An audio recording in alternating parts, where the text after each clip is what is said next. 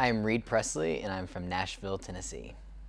I actually got into martial arts when I was 5 years old because one of my best friends brought me to his Bring a Buddy Day. And in that class, I instantly fell in love with it and knew it would be something that I would do for, if not the rest of my life, a long time. And shortly after that, since my dad is so competitive through baseball, when he found out that martial arts could be a competitive sport, I instantly started competing probably about like a year in to training. Ever since then, the tournament that kind of got me started and exposed me to the crazy extreme martial arts was a tournament called Bluegrass Nationals up in Kentucky. And it was where I believe I saw Matt Emig for the first time, Kalmanchoka, and just some of these crazy, phenomenal martial artists. And I knew that I wanted to be them. And that's how I got to this point today. I continue to compete, one, because I am really competitive and I just enjoy the feeling of performing in front of people.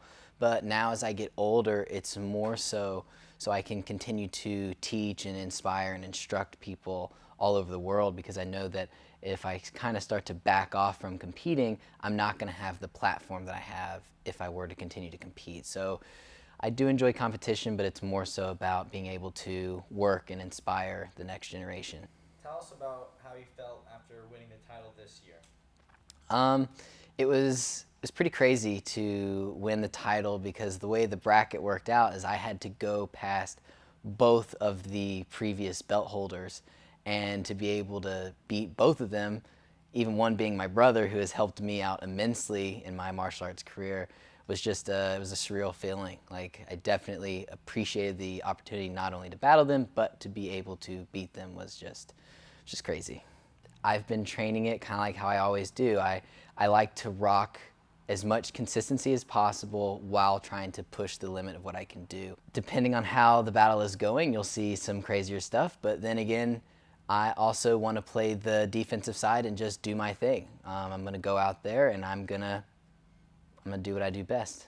The stuff that I plan on doing in the battle are things that you probably wouldn't get to see me do in a tournament setting, because this is just my chance where I can emphasize the tricks and the weapon work itself and the sport karate aspect that sometimes would hold us back as martial artists. I'm able to kind of break down that wall and just push myself even farther.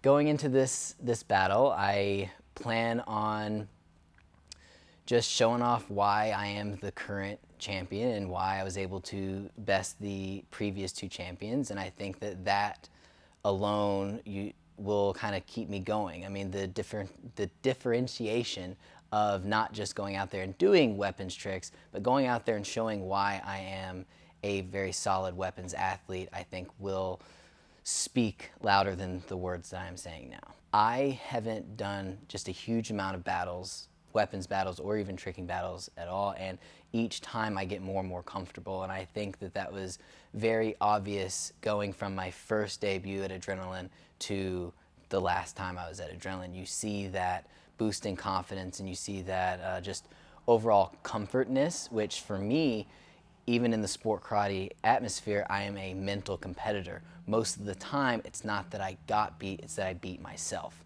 So as I get more and more comfortable, I'm not going to beat myself as much. You've obviously known Tim previously. What do you think of him as a weapons competitor? I definitely appreciate Tim as a weapons competitor.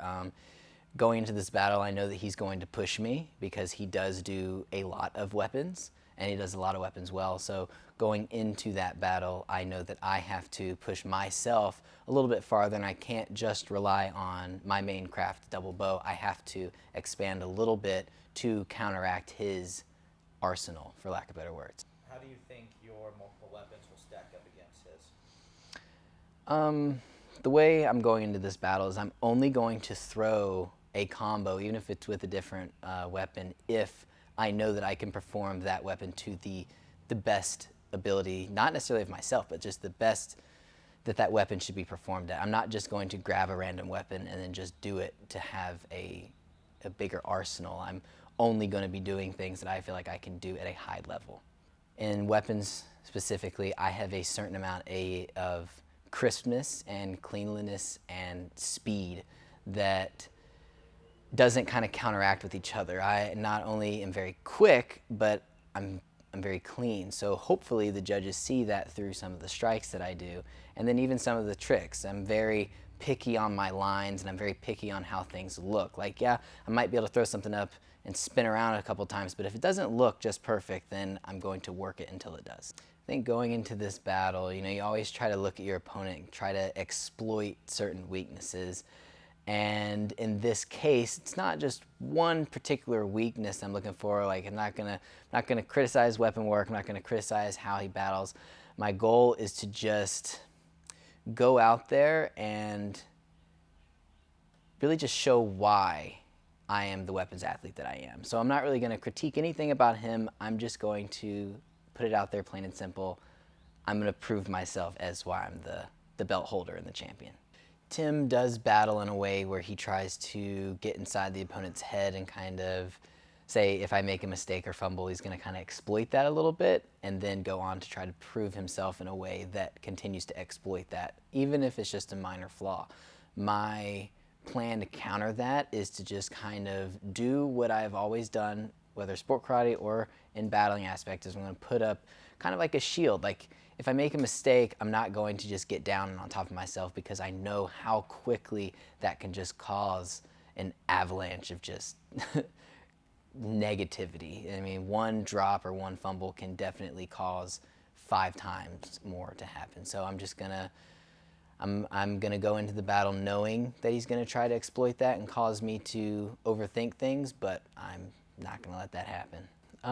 Just to kind of speak to you guys, I think that events like this are awesome because not only does it allow us to push ourselves and max out our creativity, it also allows us to kind of push ourselves in a way that we might not find just in regular competition. This is where you kind of find more of your true self. So if you guys are thinking about looking into weapons battles and stuff like that, you definitely should consider it, because you'll find an improvement in both. They go hand in hand, and I just think it's awesome.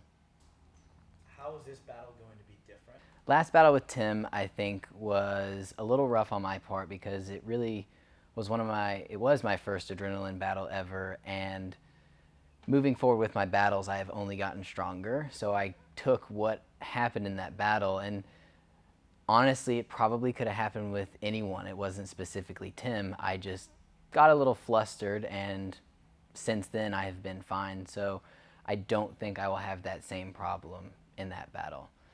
Also, in that battle, I dropped on the very last move, and I think that had a very big impact on the judges' score.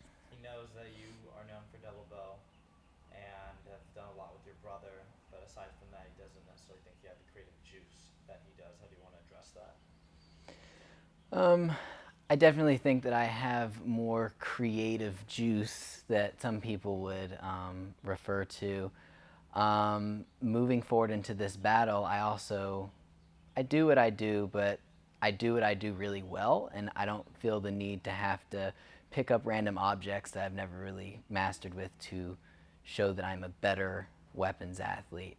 I will be sticking to double bow primarily because that's what I do best, if not the best in the world, and there's no reason for me to deter that strategy.